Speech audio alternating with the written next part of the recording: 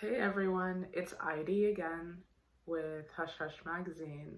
Um, and I wanted to talk today about the fact that I feel like I'm seeing fewer and fewer people in Los Angeles every month that I'm here. And it's kind of making me have second thoughts about whether I should be here or not. So let's dive into that.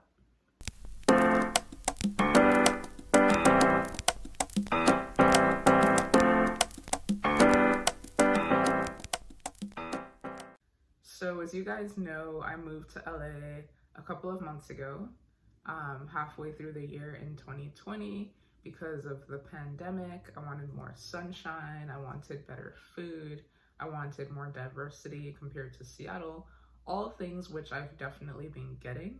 That's been awesome. I'd say, without a doubt, this is probably one of the best winters I've ever had in the United States, easily, with many days of 80-degree and 70-degree temperatures, and so many opportunities for me to play tennis and hike and do a lot of outdoor activity that I just would not be doing or could not do in Seattle or New York or Chicago, and other parts of the US. So all of that has been pretty awesome, but there are a couple of things that have come up in the time that I've been here that's really making me have some second thoughts about how long I'm going to be sticking around and whether it's a great place to be. The most like obvious one being cost of living and taxes.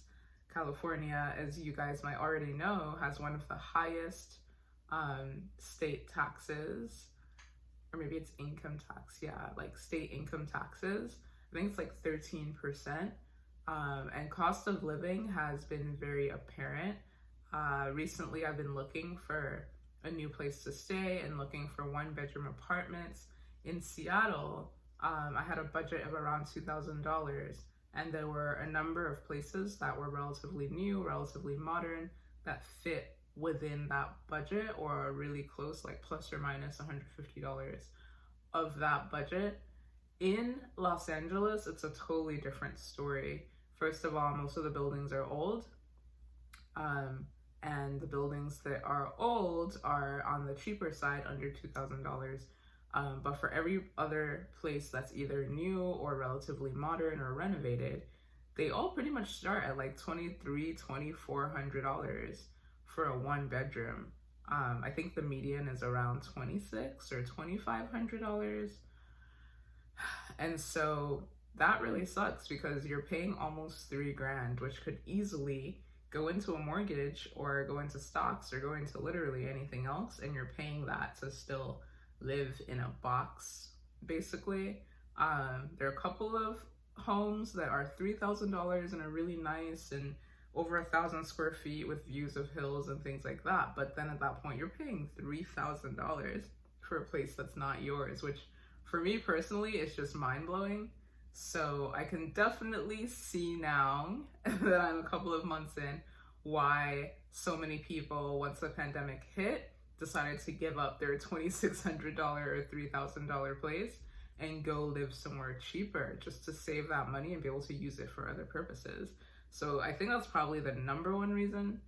I don't really see that many people here anymore. And I think especially after the Christmas holiday, it became super apparent that this pandemic is not really going anywhere. It's going to be around for at least another 9 to 12 months. So I know a ton of people are just taking the opportunity to just either go back home, go somewhere cheaper, and just save some money, which I honestly can't blame them. And I kind of feel like maybe I should be doing the same thing. I need to think about that. Another reason why I can definitely sense like why people are leaving is because of the homelessness crisis here. On the block that I live on, there's a huge homeless encampment, and pretty much every apartment building I've visited and every community I've been to has like a section or an area that just has a ton of homeless people gathered together. The crisis here is pretty bad. I think I'm a little bit more adjusted to it coming from Seattle and coming from the Bay Area, which if I'm not like way off, I'm pretty sure the Bay Area and Seattle actually have worse homeless problems and issues, but LA is like definitely like, if not number 2, definitely number 3, and it's pretty bad. Something I've noticed though is that I don't really see it when I go into more Republican / red leaning surrounding areas. For example, Pasadena is pretty close to downtown LA. It's probably like maybe 15-20 minute drive, and there are literally no homeless people there. Same thing with like Beverly Hills and like Westwood and Brentwood and I don't know, just a lot of areas around what's technically LA County that if you look it up and you kind of cross it over with like how they vote, you can kind of tell they're a bit more conservative. It seems like maybe they have more of a history of like basically kicking people out and keeping homeless folks out of their areas and territories, which I find interesting. It's kind of like good and bad. It's good for the people that live there. They don't have to think about the crisis that's affecting their city every day. But it's obviously bad because if you're just pushing the problem away and kicking it somewhere else, doesn't mean it's gone. It's still there, but just not in your backyard. So it's a mix of things. And then definitely like the third major reason why I understand now why people are moving out is because even though the weather in LA is amazing and beautiful, there's definitely a huge impact to the city related to climate change. In the time that I've been here, it's rained 2 times, and that's in like a 7-month period.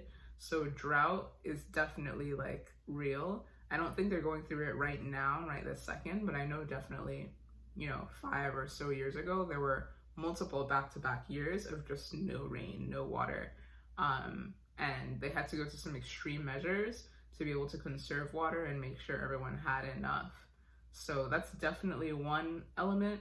In the summer also, I remember there were definitely multiple days where it went over 100 degrees. And even though it didn't happen that often in downtown LA or coastal LA, more inland areas, inland parts of LA, such as the Valley, which has San Fernando, Inland Empire, and other parts like that are kind of like northeast, I want to say, those places get super heavily affected by what they call super summers, where it'll basically be like triple digits, like 110, 115, maybe even 120. And those areas neighbor the desert as well, which, as you guys know, obviously suffer from like extremely low and extremely high temperatures, and they feel that wrath as well. And it's really unfortunate because if I'm not mistaken, I think the majority of the population, especially kind of like the upper class population, lives in West LA and downtown, whereas you have more humble, middle class and lower class families that are living in San Fernando, Inland Empire, etc. And so you basically have well-to-do people living their life and doing whatever they want, and the lower classes taking the brunt and the cost basically of it, which sucks, but is definitely, characteristic of our capitalist society. So yeah, basically like shitty weather eventually once you get priced out. Yeah, and then obviously like everyone knows about the earthquakes and everyone knows about, potential damage to the cliffs and to the beaches and shorelines if there were to be any major earthquake or other events that can lead to rapid erosion, also could lead to mudslides. And of course, you can never forget the fires and the blazes that sweep through the mountains and destroy so many homes and communities and cause literally anywhere from millions to billions of dollars in damage. and these fires happen pretty regularly. In the 7 months that I've been here, I think between July and I want to say September or so, there were like 2 or 3 major super fires that spread through Southern California and took days, if not weeks, for firefighters with helicopters and planes and literally like all the gear that they have to try and fight, which is crazy. And it's even more crazy considering that this is an area that's kind of like lower on water supply as well. And so they're using water they don't have to fight these crazy fires and try to keep people safe. And to me, it's kind of like a sign from Mother Nature of like, why are you here? So I don't know, it's tough. Like, I've really enjoyed being here these past few months, and I feel like you live a life unlike any other in the US. You live this ideal day to day where you can just like plan to do all these things and be outside and enjoying nature and things like that. And for the most part, like you can pretty much like do what you want to do, and you don't really have to deal with like any crazy rainstorm or snowstorm or crazy winds or just like weird weather. Like, most days are pretty much perfect, and it's not real. Basically, it's not real, and it kind of like convolutes how you think about then like living in other places. Like, I'm trying to imagine myself like, okay, if I wasn't here anymore, where else would I live? And I honestly have no idea, because this has set honestly such a high bar for everywhere else, and the rest of the US suffers from more extreme weather and more like unpleasant weather. And yeah, I don't know. I'm curious to see if other people have any thoughts on living in LA, if they've left LA, why they left LA, if they're still in LA, why they've decided to stay, if they moved, where they moved to, all that kind of stuff. Because it seems like everyone's gone, honestly. Like, definitely when I go out, I still see people out and about. But as I'm on different apps and as I'm like going around, going to the store, there are definitely fewer and fewer and fewer people each and every month that I'm here. And I can feel that like people are heading out, and also obviously anecdotally and statistically people are heading out. So curious to hear what everybody else thinks. Thanks for watching, and if you enjoyed this, please subscribe so I can keep making this kind of content. See you next time.